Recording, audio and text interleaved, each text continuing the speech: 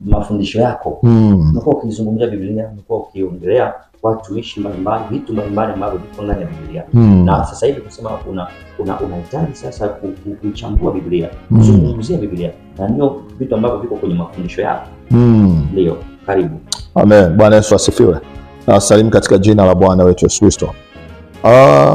Roho Mtakatifu aliniongoza kwa habari ya kuiongelea Biblia. Amen. Bwana Yesu asifiwe sana. Amen. Tumekuwa unajua, nadhani unajua mitaani, mkikaa, watu wakikaa kwenye makundi, ukikaa na wanavyuo, ukikaa watu wasiokuwa wanavyuo, ukikaa na matabaka tofauti tofauti, unajikuta wanaiongelea Biblia kwa jinsi ya tofauti tofauti. Hata viongozi pia wanaviongelea Biblia kwa jinsi ya tofauti tofauti. Nilitamani sana ndani ya moyo wangu, nikawiwa watu waifahamu Biblia vizuri. Unajua mtu wa Mungu, Tanzania ina historia yake. Biblia nayo ina historia yake. Ndio maana ukiangalia historia ya Tanzania inafundishwa tangia darasa la kwanza. Lakini Biblia utakuta historia yake hakuna anayejua. Mtu inawezekana tangia ameokoka mpaka amefika utu uzima anazeeka, hajui historia yoyote inayohusu Biblia. Kwa nini? Kwa sababu ni kitu ambacho kimekuwa adimu kidogo. Kwa hiyo nimejaribu kukirahisisha. Tumejaribu kuziongelea zile nyaraka, aliandikiwa nani, na tukajaribu pia kufafanua kwa lugha nyepesi ambayo hata mtoto mdogo anaweza akaelewa. Lakini jambo la tatu, nimewiwa vijana wengi waifahamu Biblia pia. Vijana wengi waifahamu Biblia. Kwa nini? Kwa sababu katika vijana 10 natamani hata vijana 6 au 7 wewe wanaifahamu Biblia na wewe wanajua Biblia. Kwa jinsi ya namna hii, kanisa halitatumia nguvu sana kwa ajili ya kujenga maadili ya watu. Kanisa halitatumia nguvu sana kwa ajili ya kupambana na watu wanaopotosha neno la Mungu, kwa sababu siku zote tunaamini ya kwamba kitu cha kwanza cha kumpa mwanadamu ni maarifa, na kumpa ni ujuzi. Kwa hiyo anapokuwa na maarifa, kile kitu anachokiamini kinamjengea ujasiri katika maisha yake ya kila siku. Kwa hiyo nimejaribu kuichambua Biblia katika misingi hiyo na katika dhana ya namna hiyo, mtumishi wa Mungu. Amen. Na niongezee tu hapo, mtumishi wa Mungu, na katika hatua hiyo Roho Mtakatifu aliokuongoza utafanikiwa sana. Ni kweli. Kwa sababu gani? Maisha sasa yamewabana sana vijana. Vijana wengi wamekuwa wamebanwa na shughuli zao za kiuchumi kule. Hawana muda wa kusoma Biblia. Ndio, hawana muda. Kupitia kusikiliza wewe, kwa sasa hivi teknolojia ni kubwa. Ndio. Kuna mambo ya WhatsApp, Instagram. Kwa unapompanulia kwa sababu na muda mdogo anaweza kusikiliza akaelewa. Ndio. Tuna ile sasa hivi wanasema wanaita modern gospel. Modern gospel. Yes, exactly. Ninaamini kila jambo linaenda kwa vizazi. Teknolojia inatembea vizazi 10. Ndivyo walivyokubaliana kwamba kama sasa hivi tunatumia wifi, hii wifi itadumu kwa muda wa miaka 10, tutaleta teknolojia nyingine. Kama tunatumia bluetooth itadumu miaka 10, tutaleta teknolojia nyingine. Wokovu ulivyoingia Tanzania ulipokelewa na mababu zetu. Ukiongelea kina Moses Kulola, kina Mwaisabila, ukimwongelea mwanzilisha askofu mkuu wa kwanza TAG, wale ni mababu zetu. Ukikutana nao sasa hivi ni mababu zetu.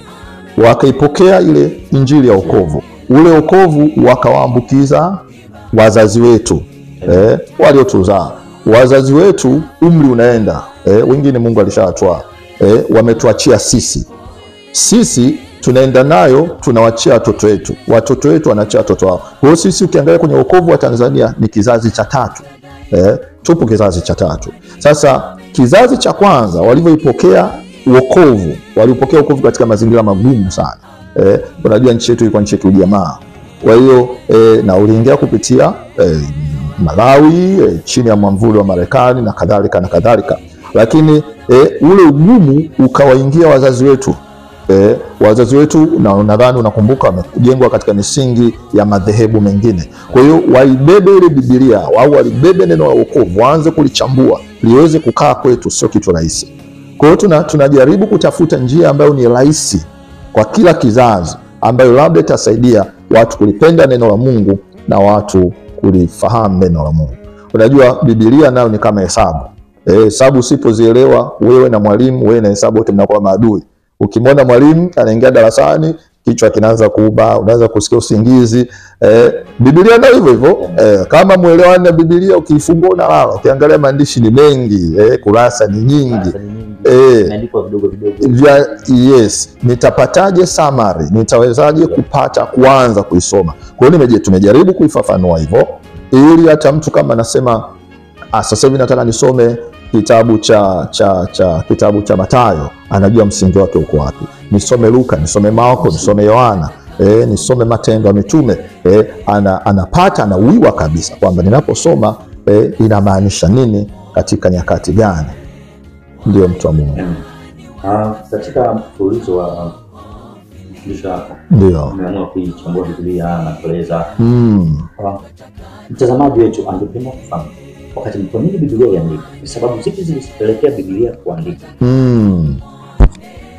Kwa nini Biblia iliandikwa? Lazima tukumbuke ya kwamba Yesu hakuandika nyaraka yoyote. Amen. Yesu alipokuja alihubiri yeye kama yeye. Inasemekana Marko ndo alikuwa mwandishi pamoja na Luka. Kwa hiyo ndo alikuwa anaandika zile injili za Yesu. Wakiluka. Kwa hiyo kwa nini Biblia iliandikwa? Ni kwa sababu mitume hawakuwa na nyaraka zozote zinazoweza kuwa guide zaidi ya uwezo wa Roho Mtakatifu. Amen.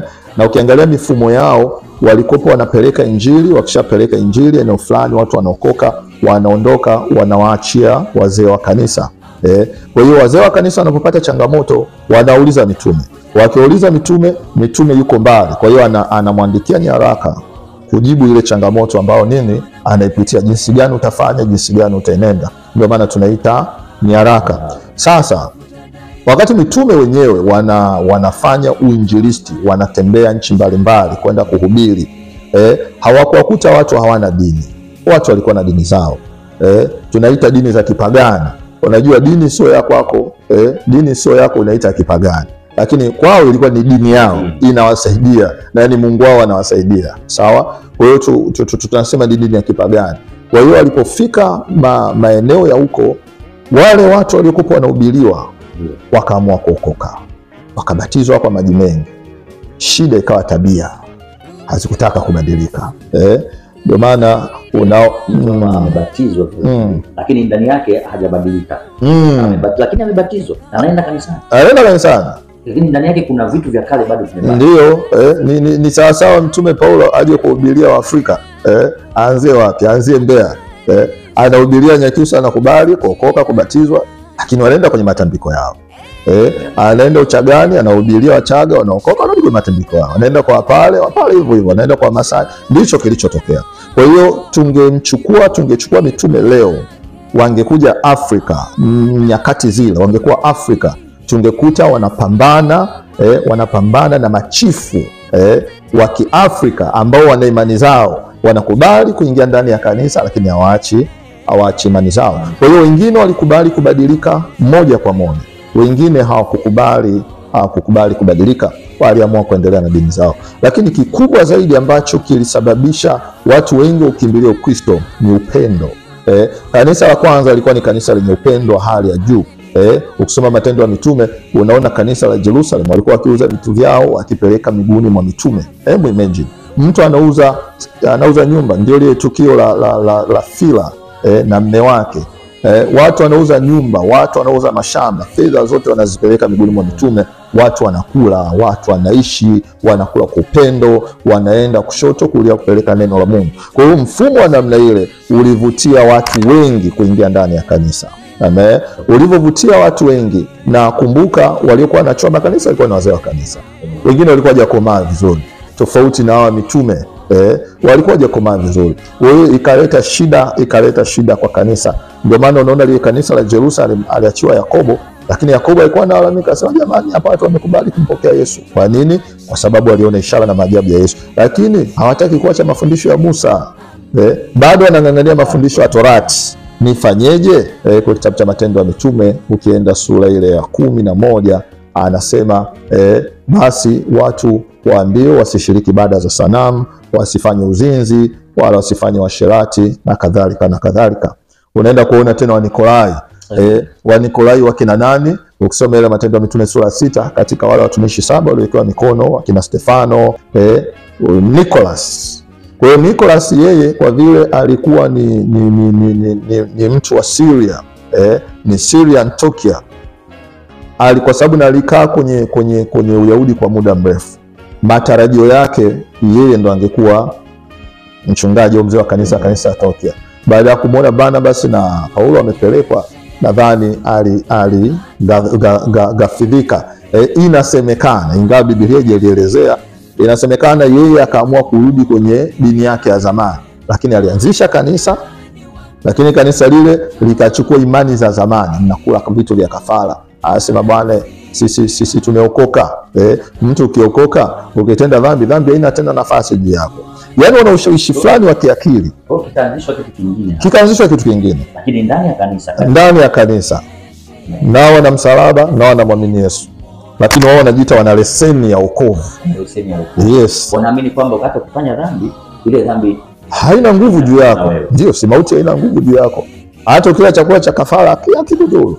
Wewe kiakili, idea zao zilikuwa very strong, lakini spiritually hazina ushawishi. Yes.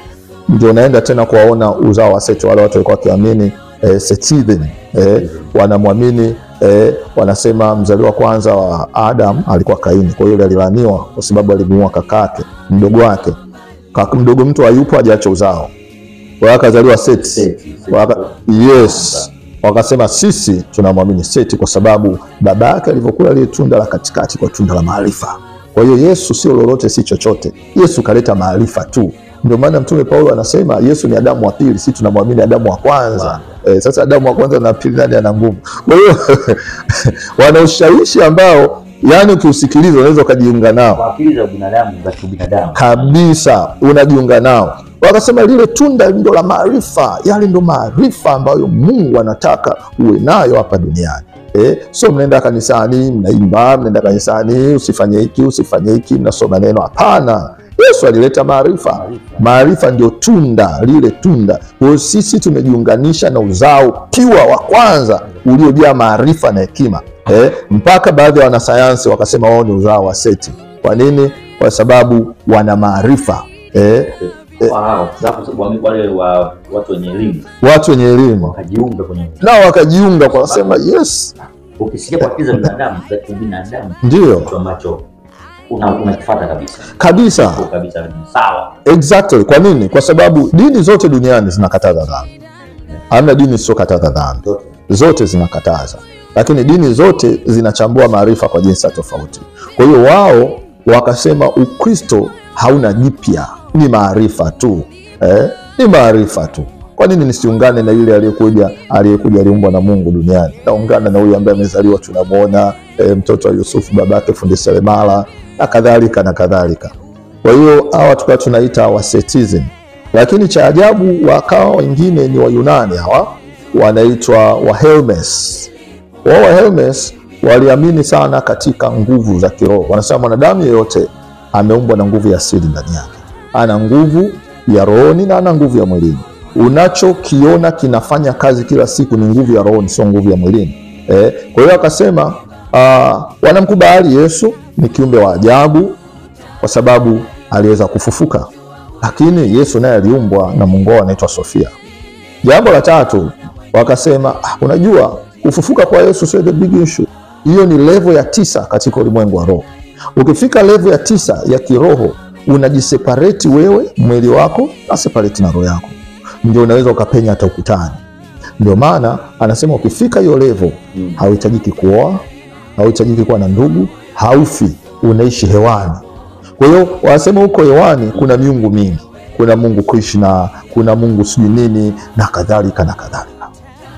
Kwa hiyo anasema hata wewe ukiamka usiku utakuta unatembea huko usingizini, unazunguka. Anasema ile ni nguvu ya rohoni. Wakafananisha nguvu ya roho na yai. Wakasema unaliona yai. Yai ukilichemsha, unatoboa kidogo, unahakisha ute unatoka. Kwa hiyo utachemsha kwenye degree ambayo halitachemka 100% ili ute uweze kutoka. Kwa hiyo unatoboa yai kale kadogo, toa ute.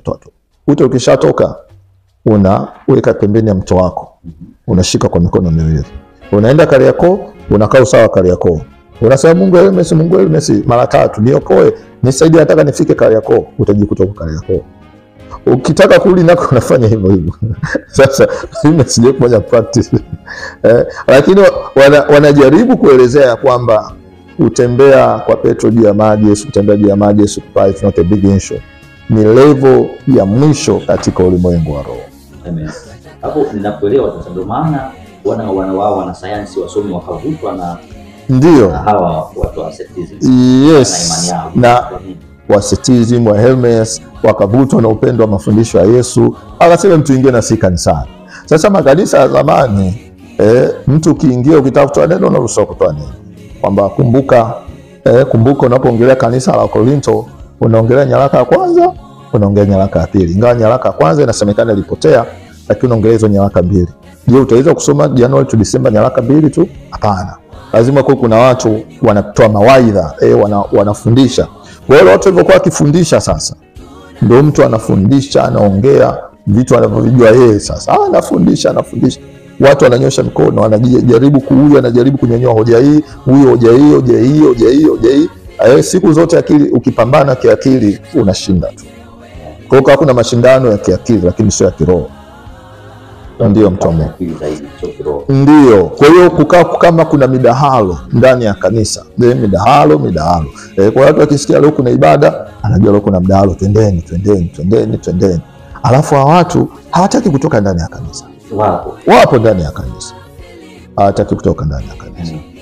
Kutokana na mafundisho haya sasa ya namna hii, ndio unaona sasa Mtume Paulo pale kusoma wa Kolosai, wa Thessalonike, Paulo alikuwa akijaribu kuandika mara nyingi. Ndio. Akijaribu kuelekeza kanisa ambalo ndio. Kama ni chini kwa upendo. Ndio. Kwa amani, upendo. Barua zake nyingi sana pale. Ndio, kabisa. Kwa hiyo unaona makanisa mengi yaliendeshwa kulingana na matatizo yalipokuwa yakitokea. Matatizo fulani yakitokea, wale viongozi wanawarudia mitume wanawaandikia maandishi. Ndio maana nyaraka nyingine wanasema mkasome katika makanisa kadhaa. Hii ukasome kanisa hili. Kwa hiyo hii inamaanisha nini? Inamaanisha kwamba wanadamu pamoja na kwamba walikuwa wafuati Yesu kabla hajapokea neno la Mungu, walikuwa na imani zao, wana dini zao, wana madhehebu yao. Kwa hiyo kile kitendo kiliruhusu. Kumbuka hiyo imepita, inaendelea miaka 100, hiyo inaingia miaka 100 tangu Yesu amefufuka, tangu Yesu amepaa mbinguni. Kwa hiyo mambo mengi hapa yanatokea katikati. Mambo mengi yanatokea. Makanisa yanaanza kuingia mapoza, makanisa yanaanza kuingia wachawi, wanaanza kuingia watu. Kwa nini? Kwa sababu wale waliochoa makanisa walikuwa bado hawajakomaa kiroho, sio wazoefu. Ndio. Na mitume ukiangalia kwa Biblia, mitume waliweka kituo muda mrefu sana Antioch, labda na Rome, lakini huku wengine walikuwa wanakaa mwezi wanaondoka na kadhalika. Nini hicho kiliwafanya wakae sana pale Antioch na Rome? Antioch ilikuwa nje ya Jerusalem.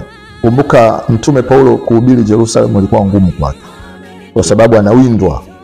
Na alipojaribu alikutana na kipigo, na akakumbuka kwamba ameitwa kwa ajili ya kimataifa, injili yake kwa ajili ya mataifa. Kwa hiyo wakina mitume wengine walikuwa ni rahisi kwa kuhubiria watu ambao wametahiriwa, ambao ni Wayahudi, lakini Paulo, Petro, wakina Timotheo, wakina Barnabas, wao kuhubiria watu ambao hawajatahiriwa, ambao sio Wayahudi. Kwa hiyo ilikuwa ni kitu rahisi sana.